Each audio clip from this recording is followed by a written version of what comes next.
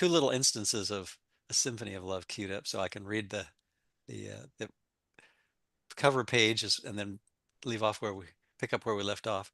So Lynn and I are reading, Lynn Johnson and Bruce Rawles are reading A Symphony of Love, selections of Dr. Kenneth Wapnick's writings, autobiographies, poetry, short stories, and articles, edited by Gloria Wapnick, and it's put out by the Foundation for A Course in Miracles. And their website, as always, is facim.org, which is a sister organization to the publisher of A Course in Miracles, which is acim.org, Foundation for Inner Peace. So, and we uh, are on, let's see, I think we just read a little bit about Dr. Thomas Mann's Dr. Faustus. Is that where you have us? Yeah, let me check here. Let me just get it up on the Okay. screen. Let me do even having two browsers open, which to me that's Only crazy. two? Two browsers open, but How many tabs in each oh, browser? okay. So tabs. Let's not talk about that. I have like 6 or 7 tabs, but they're all Oh my good. gosh. They're all I usually have I don't know, a dozen windows and 4 or 5 tabs in each. holy cow. Well, I know, but I have projects that I'm working on, then I come back to them. I try to close them up when I'm done, and I use this little utility that will collapse all the tabs and make a little shortcut out of them. That's kind of handy. But oh, that's pretty cool. yeah, yeah. I don't know anything about that, so you're stuck with my ignorance. But, but Well, I yeah. it's something that works on a couple of the Mac browsers I have. There's probably something equivalent to Windows, which I think you might be using. Oh, we were talking, not to change the subject here, but I am. Like a couple weeks ago, we were talking about uh, programs that would go from text to voice, Uh-huh. that would read the text for you. I Right. guess Microsoft Word has that on it. Rev Wayne has been doing that with the lessons. So he just puts the lesson in and then has this beautiful young lady reading the lesson. And it's like, wow, flawless. And I thought it was a real person. I thought some girl had recorded the course, but no, it was, and it's not just the lesson, the text, well, whatever you put in the Word document. Hmm. So I'm excited about that. And I have that Microsoft 365. So I'm going to just check that out because that would be so lovely. Because of course, if you go to the foundation, you can get the reading of the lesson on your Right. computer, but the text, they don't have the recordings of the text or the pamphlets or anything. Well, on the So audio app, they do. on the phone app, they do. Yeah. Uh-huh. Yeah, yeah, but I don't use my phone for anything other than um watching TikTok and talking to my friends. Okay. So I don't know how to do that stuff. I'm not a techie. However, What? How can you not be a techie when you're juggling all these streaming things and well, because Bruce, you know who the techie is. It starts with an H. The Holy Spirit Mm, is the okay. techie. Yeah. I couldn't do any of this if I didn't have Holy Spirit just guiding me through it the whole time. Because Well, otherwise, I panic and run into crazy places and start watching videos you know, and it's just so much easier. I just have to just laugh at all the times that I have gone through hell trying to figure things out, and then just finally said, "I give up. Just help me, help me, help me." And the next thing you know, oh, here it is. And it was the simplest thing ever, and I never ever thought about it. So, I understand of my own thinking, I can do nothing. And that's serious. Because I've always thought I was a bleeding genius, I always thought, oh man, if anything ever needs to be done, I can do it because I'm a smart person. No, I'm not. I'm I'm just, I just, it just is, it's pretty crazy. I guess I'm smart enough to know who's in charge. So there we go. well, before we leave the tech topic, synchronistically, we have a little course nerd group on Tuesday afternoon on Zoom. If anybody's interested. It's for people who are gung-ho Ken folks is also interested in tech, and we kind of like use the current tech stuff to get into the course. And lately we've just been watching Ken videos, but we oftentimes meander into techie stuff. And one of the things that I watched a really interesting video. I'll put it in the chat. Actually, I just put a little uh, a quote that occurred to me that after watching this video. Let's see if I can copy the link here and I'll put it in the chat. There we go. Yeah, it's interesting. Um, biologists treating large language models like aliens. It's a pretty interesting article actually. And Oh, and and, and I was thinking, well, duality is artificial and yeah. therefore not intelligent. So the ego is Oh, the goodness. original artificial unintelligence, if you will. Anyway, so it really just, all the things we can do with what we think of as external technology just mirrors what we're doing with our inner misapplication of technology, which we call ego, the mind technology, if you will. Yeah. Right, right. Yeah. And we think we're so clever. Well, yeah, and That's cleverness is, as the course points out, is not a Holy Spirit attribute, nor is it encouraged. Because our cleverness, think of how many, predicaments our cleverness has gotten us into, just individually and collectively. It's staggering. Yeah.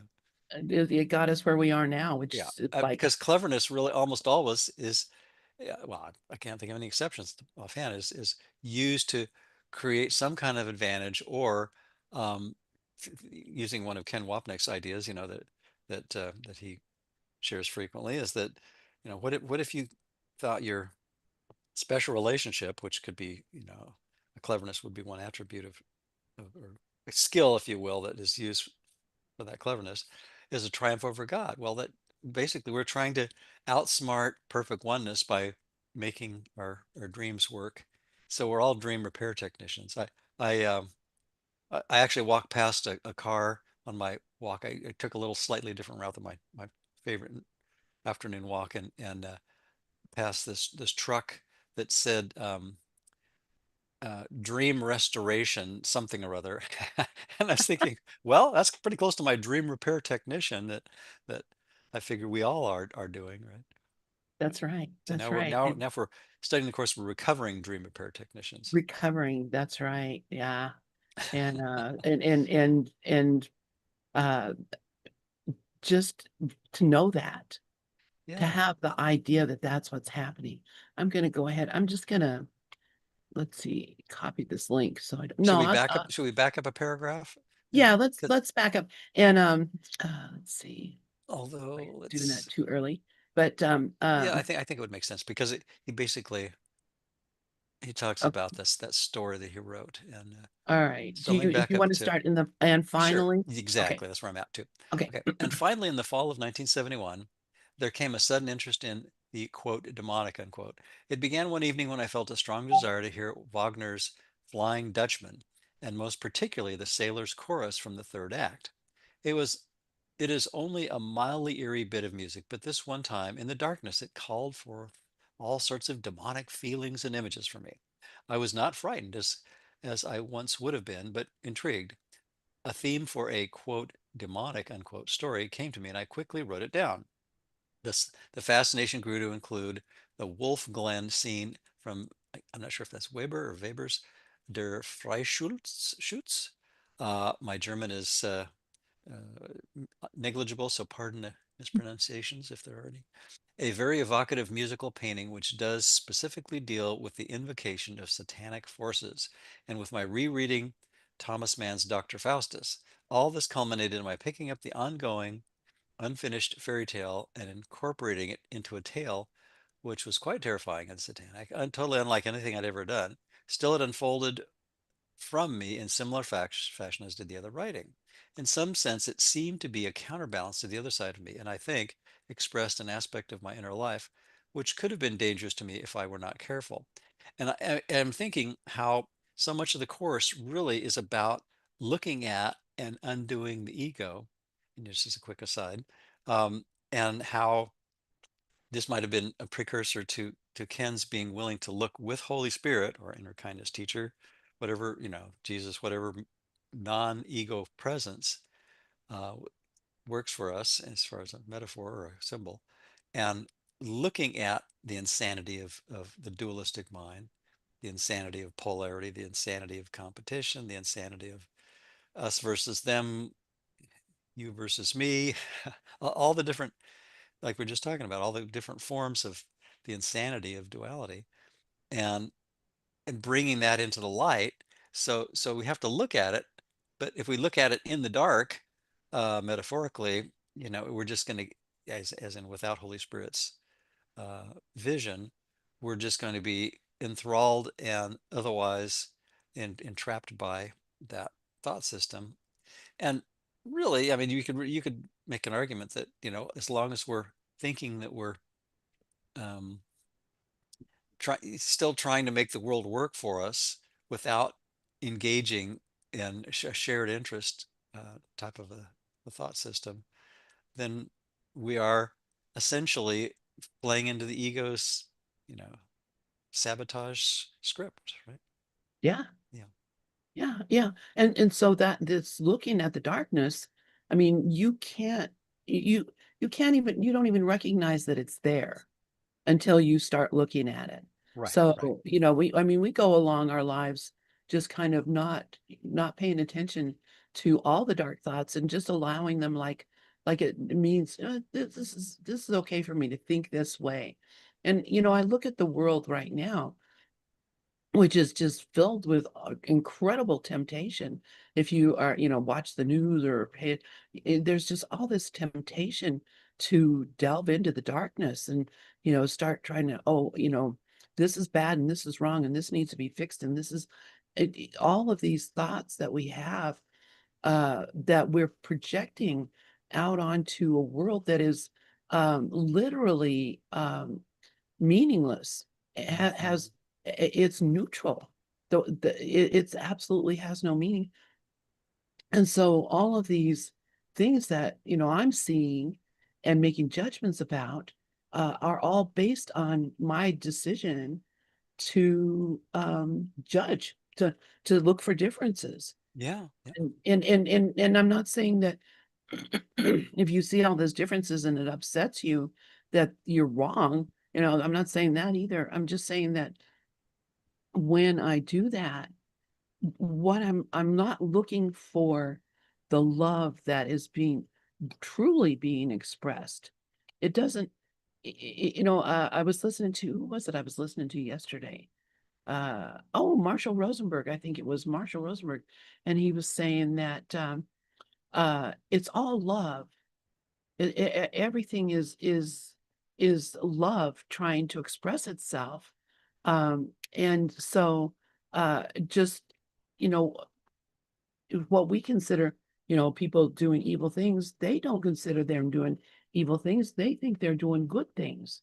They think they are justified and there's things that need to be done, and the world is going to hell if they don't, go on with their, activities the way that they think they need to do them because they're in so much fear. And that fear has just driven them completely mad. It's driven all of us completely mad, actually, because I wouldn't be seeing it, I guess, if I wasn't already crazy. But I mean, aside there, but that if we don't look at the darkness and ask the question, what is this? What does this mean? Where did you come from? And why are you stalking me? We're never going to see that it's there because I wanted to be there. I want to see those differences. I want to be right. Who wants to be right? Of course, it's the ego always that wants to be right. But I'm so aligned with the ego that I think that it's me. I think that these are my values and this is my you know my righteousness here, when there can be nothing right or wrong in a world that has no meaning. It's it's neutral. So I love that, Ken is. I wonder if that fairy tale is in this book. I don't know.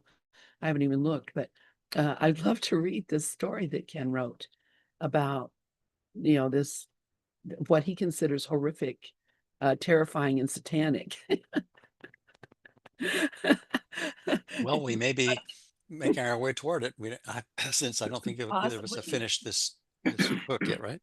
Yeah, exactly. It might Yeah. be in here. But I'm thinking about what he might have thought was horrific and terrifying. It was probably what our kids are watching on Saturday cartoons now.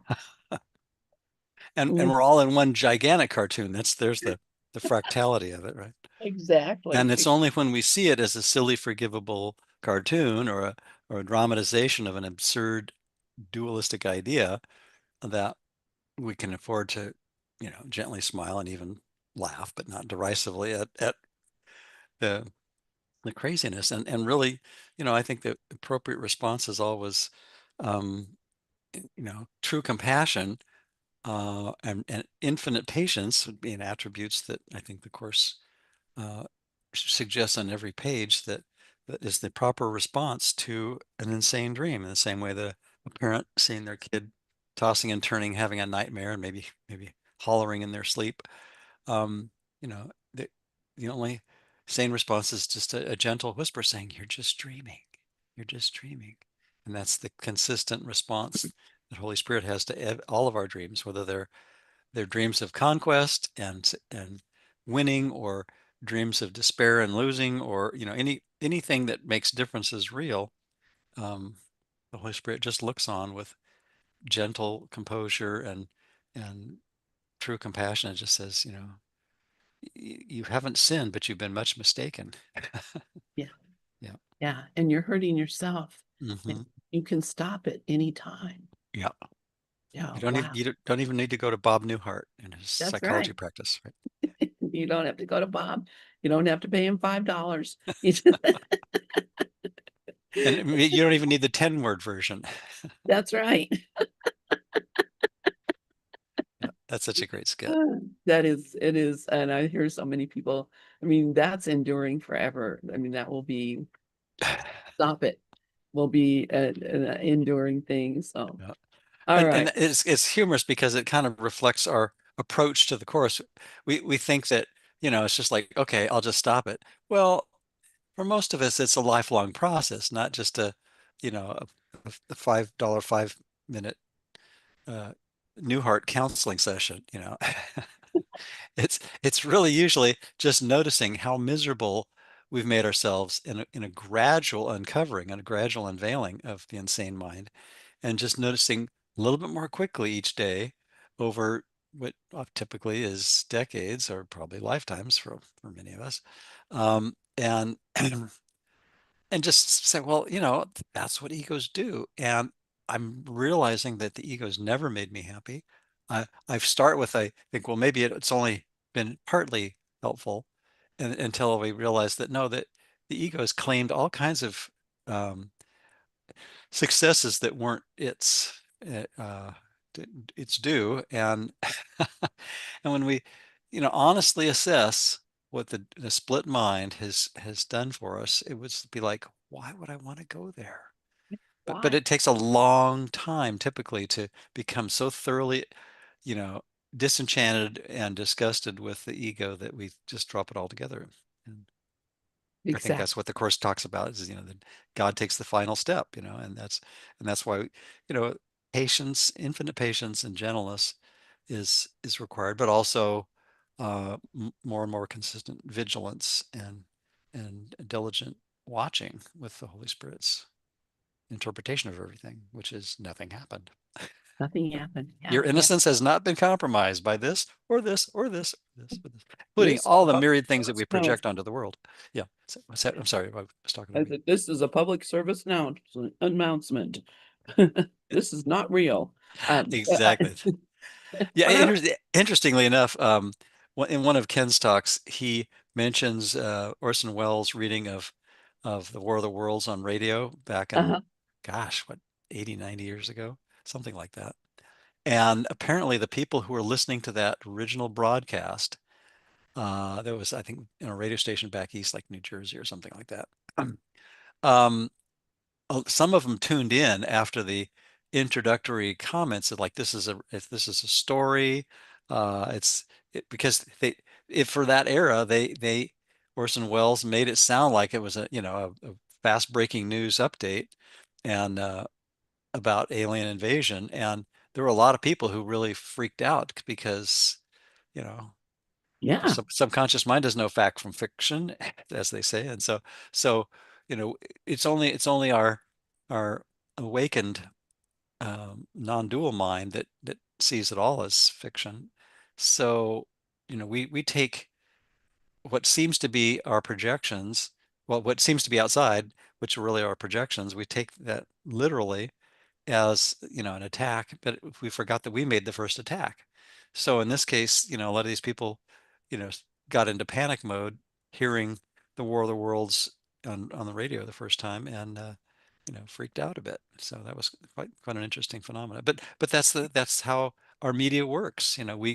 We take one thing and then we paint the whole world with each incident, not just see it as an isolated dream that is has no power to contaminate Well, reality. and you just made me think too of something when you talked about our news. Another phenomena has come up that is, I think, I mean, it's always been around, but not to this extent. It's there's several factors to it, but there's something that they're calling rage baiting. Uh-huh. Heard of this? And Oh yeah. it's these people are making up stories that are just outrageous. Oh, that's been going on for quite a while. I Yeah. know, Yeah. but what's happening now is that it's become to the point where, it may look or seem like a regular news thing, Mm. and it really is just this made up story that is just really outrageous, and it's meant to infuriate people. And so, and it's hard to tell when you're looking at social media.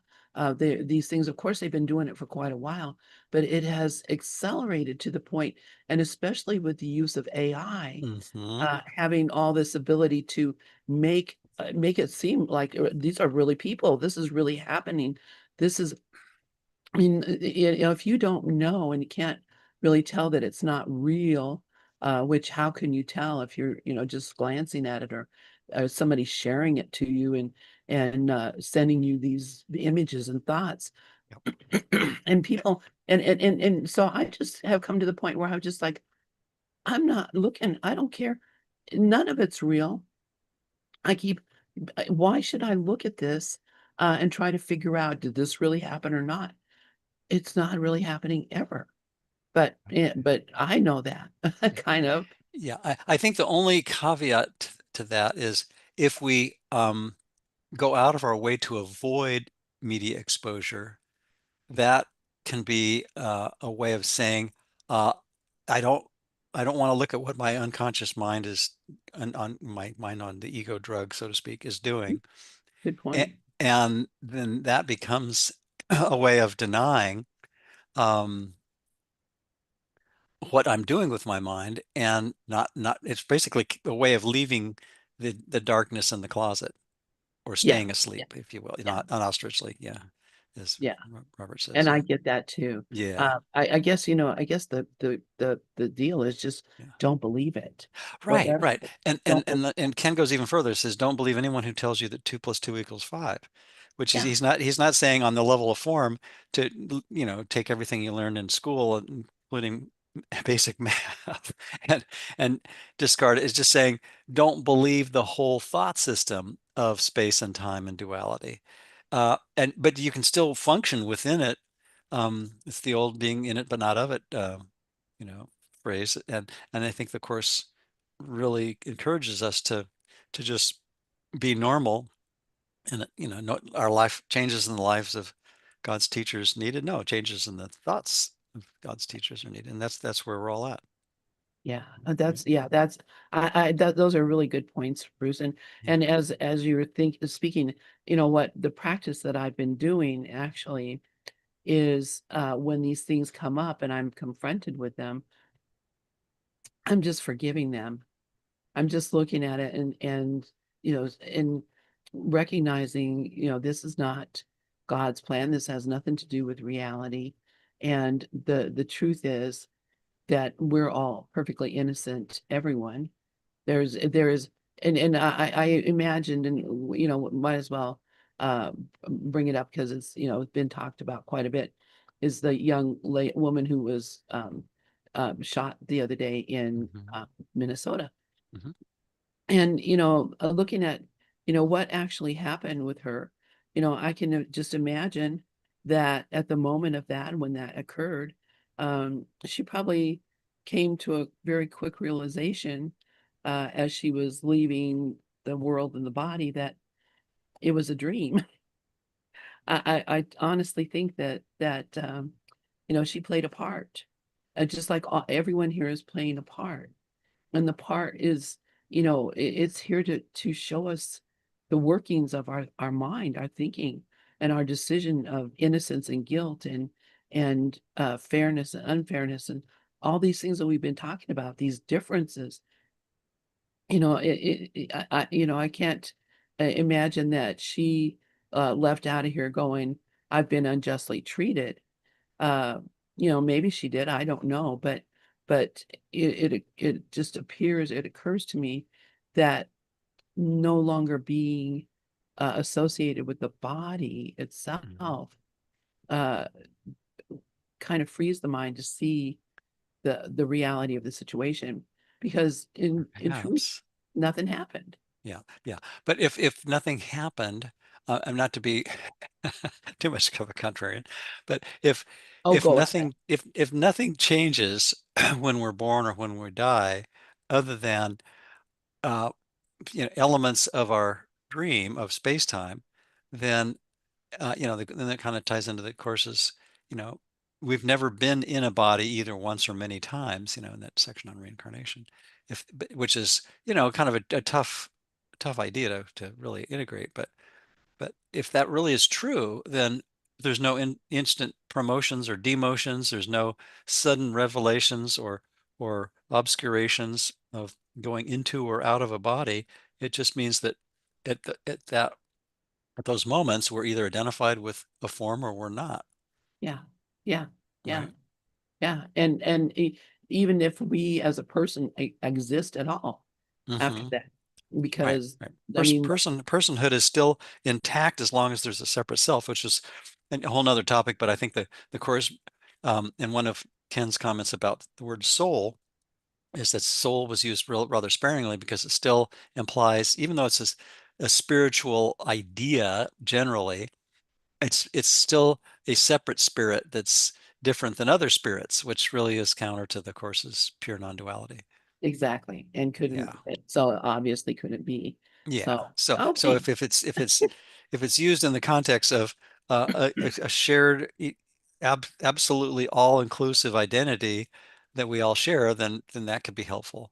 But if it's used as, well, I'm still the separate thing, trying to get back to source, then, well, no, we've never left source, and the spirit is, what we call spirit, or with a capital S, is just waiting patiently, and in fact doesn't even know that we left. doesn't even know that we left. Exactly, And exactly. to me that was like, you know and another thing that Ken says that I think is really helpful is if you want to know if you're making progress with the course, one way to do it is to, when you feel glad that when you realize the course is telling us that God has no idea that we ever made a separate self, and you're pleased with that, and it's like, wow, that's actually a relief. That's actually a good sign. Yeah, yeah, yeah. It's like I wrote a little story a long time ago when Yeah. I started studying the course, and it was basically, yeah, I snuck out back to have a smoke while God's in the living room watching Jeopardy, and he didn't even know I laughed. Yeah, that's about right. Yeah. Anyway, Yeah. all right, so I'm going to continue reading. Okay. Okay, so Ken has been talking about this story that he wrote that was terrifying and satanic. And indeed, as a balance, while this dark story was being written, I was working on revising the Eroica story until it finally achieved its final form in early January of 1972. I also attempted a third draft of the Rilke book, but still was not able to penetrate it. I tried and tried, but it would not go. And finally, I finally had to settle for nothing more than yet another retyping. Because of the inner state I was in, I found the work and typing most laborious. Each week I worked on another elegy, and the first Sunday of February 1st, I completed it. Oh, and the first Sunday of February, I completed it. And with it, that phase of my life came to an abrupt end. It was a 5-month period which had confused and concerned me with its contrasting experience, as well as the rather obvious interchanges which seemed to be expressing and which I was not sure how to handle. I felt my relationship with God to be changing, but did not know where it was going, and I did not feel him to be as close as before. I just want to say, for those of you who maybe just came in, we're reading A Symphony of Love, a selection of Dr. Kenneth Wapnick's writings. And Ken Wapnick was the uh, assistant to the scribe of A Course in Miracles. Mhm. He worked with Helen Schuckman and Bill Thetford for quite a while to bring this course into our awareness and to Mhm. get it published. And he was Mhm. the guardian of it and everything. So Ken is definitely someone whom I have overwhelming gratitude to. Oh, Uh, absolutely, absolutely. In fact, to me, when I first read the course back in the mid '80s, and I read the whole thing cover to cover, and several times after that, probably just in a more leisurely pace. I think I read the whole thing within about a year's time frame, and including doing the workbook. And it resonated with me. I was also going through a lot of turmoil in my life at that time. Went through a divorce, went through. I changed where I lived, changed where I moved, where I worked. My father, grandfather, an uncle, and also another friend that was in a course group all passed. So it was kind of a tumultuous year psychologically for me.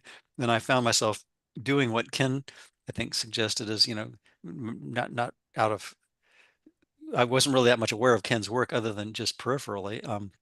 But I think I was doing what he talked about and I identified with later as reading it like an epic poem. And I allowed the feeling of the course work with me. And I wasn't very consistent with it until 2007 when Gary Renard's uh, first book crossed my path. And then I realized that I needed to get back into Ken's work and really, dive into the course more fully and consistently. And that's, um, yeah, that was what reminded me that I needed to look at it more deeply and see, that it was really my life work.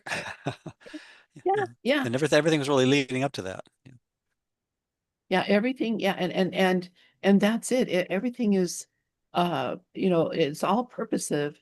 And, as you're talking about, all the things that were going on, yeah, those things will continue to occur, Yeah, yeah. until it's like you're being, constantly reminded, not because, you're being punished, but because you're believing your own thoughts. Hmm. And as long as we're believing these thoughts of the ego mind, we are going to be tortured by the ego. I mean, that's how it keeps control of us, and not because well, yeah, it wants us dead, but not it. But the other thing is, um it, its job is to keep us caught up in the dream. And so, it's just doing what it, has been charged with. And so, uh, you can't blame the ego for doing its job. But there comes a time when, we can just say, hey, you're fired. Or I don't need, I don't think I am the thing you think I am, or that you want me to believe I am. So, and allow the Holy Spirit to take over instead. That is why we keep being uh, in these unhappy situations is because until we recognize that we're not happy, we're never going to do the thing that will make us happy. Yeah, we have to be motivated. And I think just um, little dose of genuine peace, even if it's just a sporadic little holy instance where we realize that, the tremendous unburdening of our mind of the unconscious guilt, you know, tranquil mind is not a little gift, as the Course says, but we don't really experience that until we actually practice forgiveness, more than just a little, split second at a time, and realize that we could actually, with practice, sustain that awareness. And what it requires is seeing the shared interest that everyone has, that we're all in the same, fighting the same hard battle, and also trusting Holy Spirit, our inner kindness teacher, Jesus, the Jesus of the Course, whatever metaphor works for us, and doing that consistently. And that's usually a pretty slow process for most of us, and with probably few exceptions. And that, eventually we'll want to change completely because we'll be motivated. Because the contrast becomes more and more obvious between the ego's insanity and the complete sanity of the Holy Spirit. And that's Yeah. correction. Yeah. And if you, I mean, what do they call that? I forget. Uh, Stockholm syndrome, is what they call it when Right, right. you become Start identifying associated, with your captor, right? identifying with your captor. Yeah, yeah. And that's kind of really exactly what this is. Right, right. And so really we're basically identifying with uh, a kidnapper that we we chose. It's kind of like those TV or movie stories where someone gets kidnapped, and then you realize it was a setup that they were trying to get, trying to make makes the parents or whoever believe that it was a kidnapping in order to get some money, and then and then the kid runs off, but it's with the loot or whatever. But That's right. but Yeah. that's what we've done. We basically tried to hoodwink our mind into thinking that there's some advantage to being held hostage by this hostile thought system. But we made up the thought system. We made up the captor. We made up the Right. insanity that we think we're imprisoned by, and then complain bitterly about, until we realize what it's self-inflicted. Right. It's Yeah, we not only made up the capture, we made up the rules. We made up the notions that said this is good and this is bad and this is right and this is wrong. We made all that up and gave it all of its meaning. I mean, the course is so clear about it. And yet, and then we sit by and say, "Oh, I'm a victim." Well, I mean, it's just crazy. It's so silly, it but really is. Yeah. it I, is I this. Go Yeah, ahead. Lynn, I'd like to respond to Carolina MM's question in the chat. Okay. Uh, Uh, she says, my question is, how do we differentiate between the ego and Holy Spirit questions, actions, consequences, responsibilities, etc., and what is for me to do or not? Well, the Holy Spirit doesn't tell us what to do on the level of form in terms of behavior. Of course, as our beloved teacher Ken would often say, it's never about the form; it's always about the mind. But so the way we differentiate between the ego and Holy Spirit thoughts, no matter what form they're in, whether it's a statement or a question obviously a demand is probably going to be an ego, because Holy Spirit never engages in coercion. There's one clue. But the other clue is a tip off is, if I'm not peaceful, that's a pretty good sign that it's going to be some kind of ego prompting, an ego propaganda message of some sort. So if there's no um, disturbance, no unrest, no no anxiety conflict. whatsoever, that might just be the Holy Spirit. But it's I think it's easier to tell when we're completely peaceful. That's or not peaceful. That's going to be an ego thing. So and the course is a not no curriculum. So it just basically asks us. I'm going to paraphrase Byron Katie, and she's, is that the truth? Well, another way of asking the question would be, um, does this thought bring me peace? Does this idea make all my concerns about the character I think I am seem gently forgivable, and then ease me into a state of mind where I can forgive when that revelation, or aha moment says, well, don't know what this is coming from me.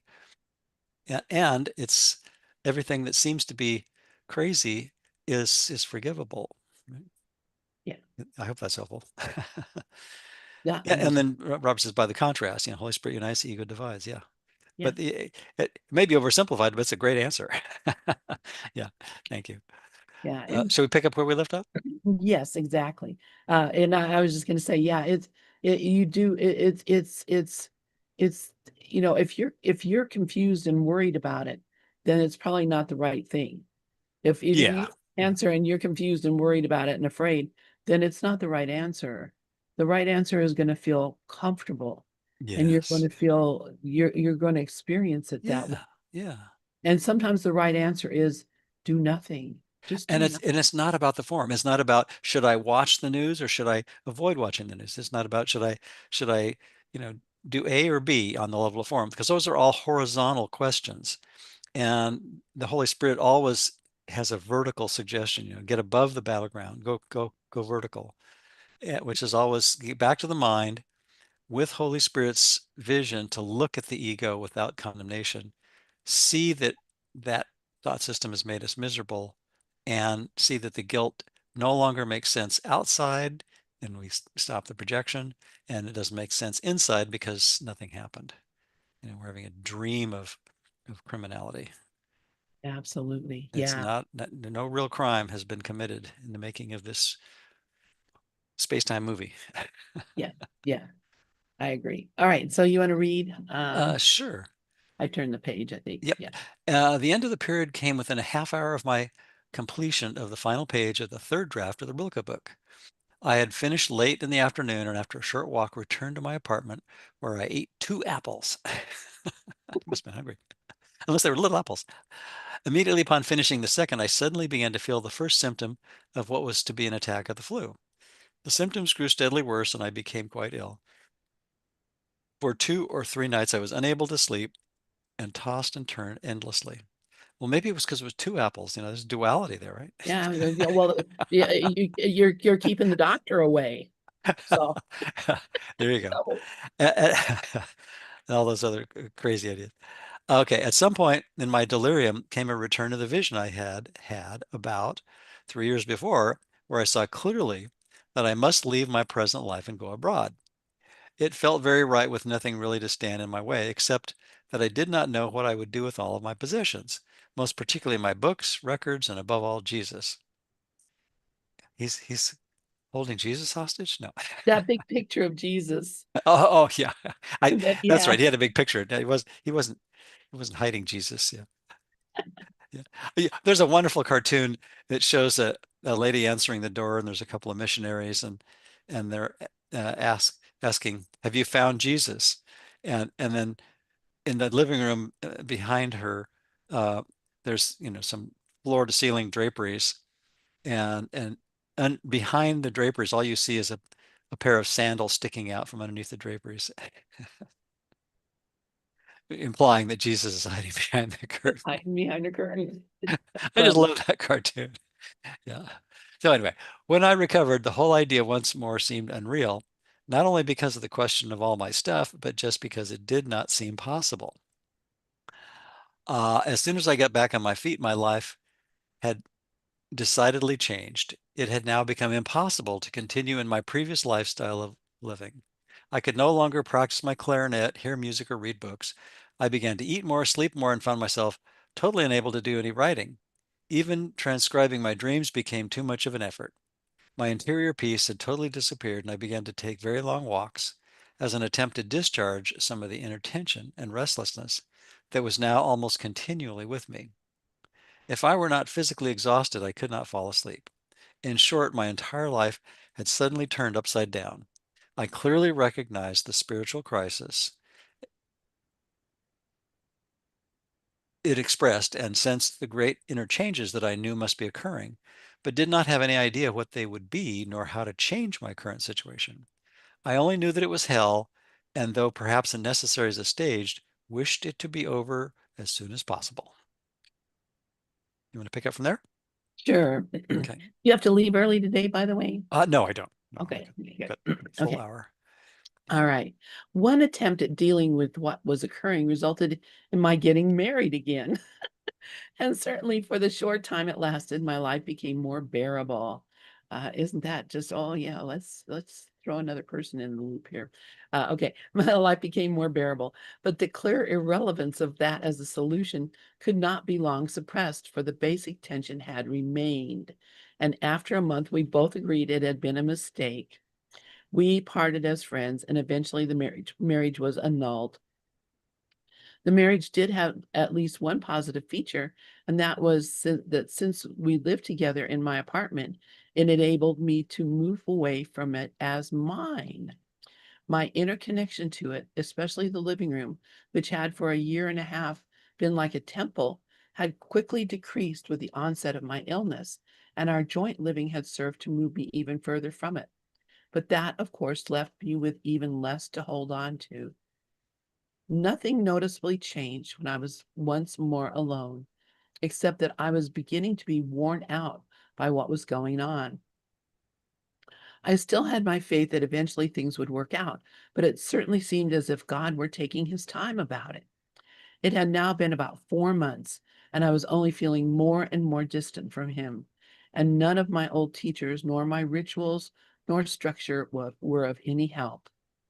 But then help came from an unexpected source, and it proved to be the beginning of the thread that was eventually to lead me out of the wilderness. I had not been able to read any but the most superficial of reading material. And then suddenly one day I took Report to Greco, Nikos Kazantzaki's autobiography, down from the bookcase. He had once been a teacher, and the book he had been given to me by my former wife during my struggle with my dissertation.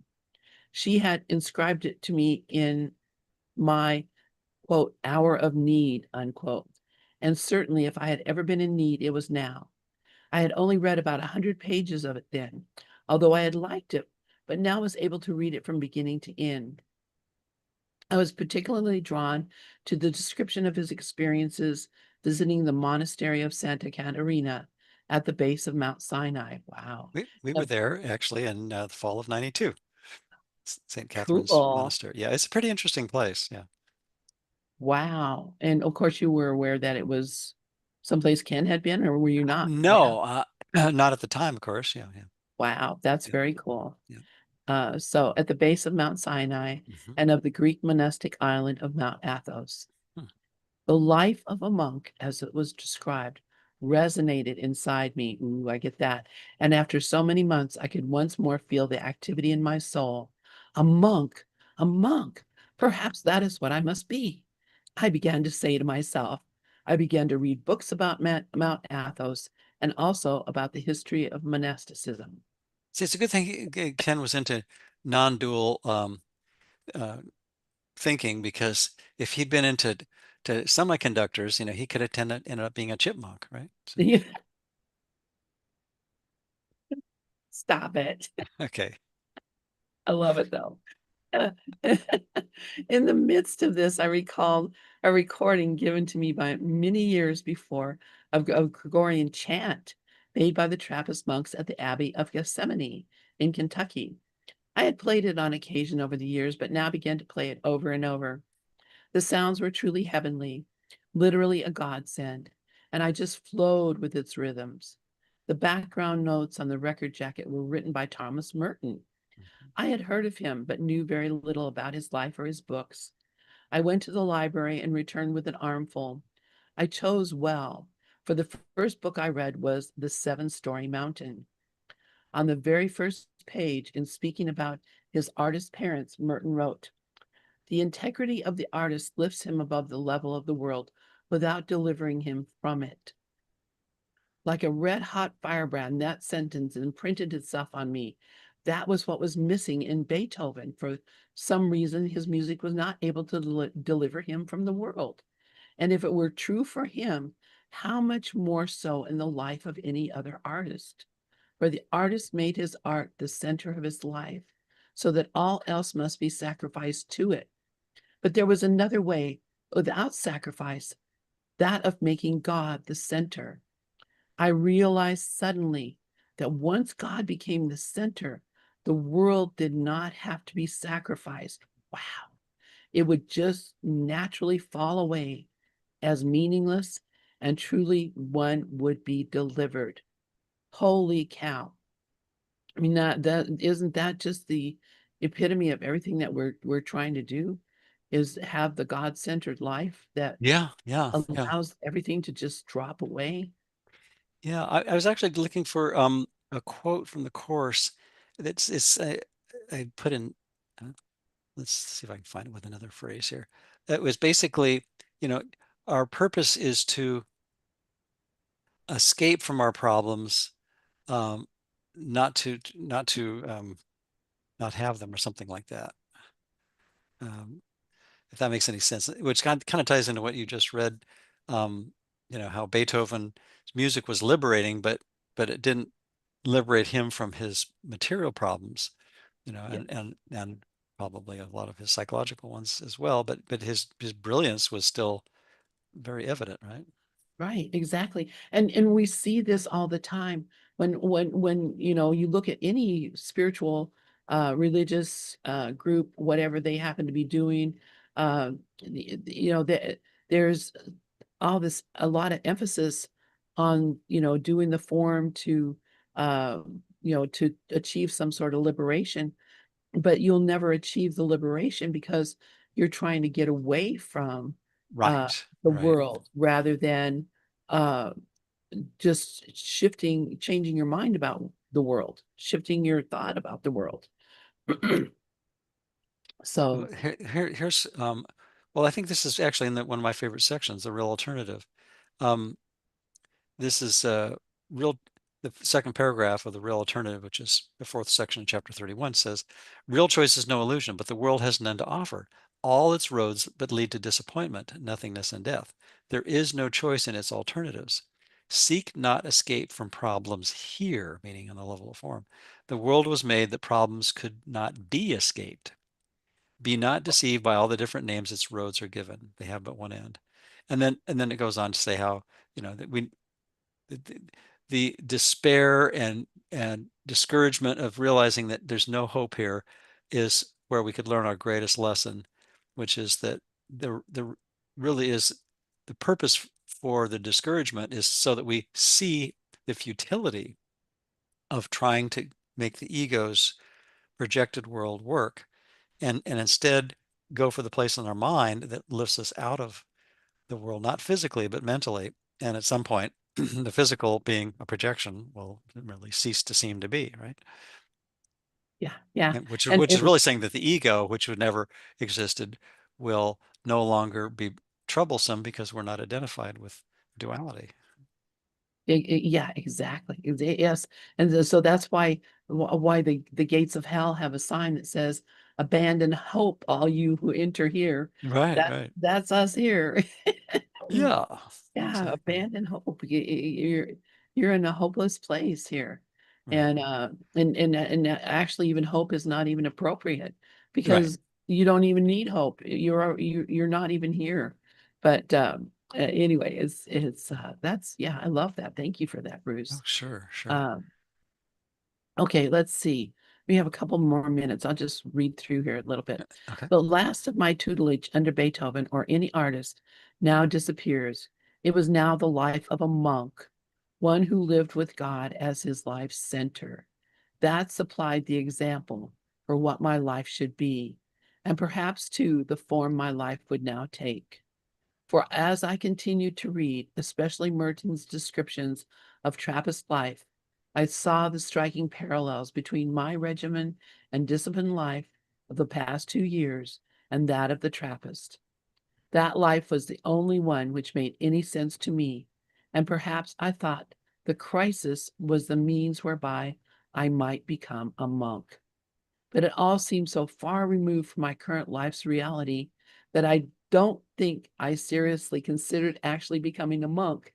Besides, I was Jewish. I did not know of any Jewish monasteries. Oh my That's probably a good place to stop. That's on that God. humorous note. Yeah. Yeah. And I think we've all probably contemplated, things like that. Particularly those in with metaphysical leanings, but removing ourselves from the world physically obviously hasn't addressed the cause, and I think that's what the course and of course Ken have emphasized that. But as we're reading this, and we've been reading this now for a few weeks, I've got us on page 45 in my digital version. I was thinking, what I love about Ken's writing, including what we just finished a few weeks ago with our 2+ year reading of Absence from Felicity, is that in all of Ken's writings, even the biography and autobiography now that we've been reading, he's constantly taking the specific and bringing it back to the general, which is you can see the thought system that pervades his thinking that shows us that there's a way of looking at things that leads us out of the dream. And using all the specific examples of personal life as ways to take the specific and use it as a classroom for forgiveness, right? Yeah, yeah, Yeah. Yeah. Well, yeah, anyway, thank you so much, Lynn. I always enjoy our conversations and every Saturday morning and look forward to the next one. And yeah. And thank you everyone who's joined us. yes, So yes, and all the great grateful for comments. all of Yeah. you. Yep. And oh, yeah, and Robert said he wanted to be a priest. Of course, I wanted to be a nun. I follow a little boy on TikTok. He's the cutest little guy. He is I he might be 4 or 5 years old. I don't even know, but they call him Father, whatever his name is. He is like dressing up like a priest and doing the mass. And it's the funniest. It's just so cute to see this little boy. And his parents got him like a little set, like an altar set that for children they have it with all the bell and all that stuff. And he has his little vestment and he stands there and he does the everything. And uh he'll say, all stand, all, he's like he's just so cute. It cracks me up. Anyway, All aboard. uh, I'll have to Yeah. I'll have to send you that. You'd appreciate it. Anyway, I'm Great. gonna go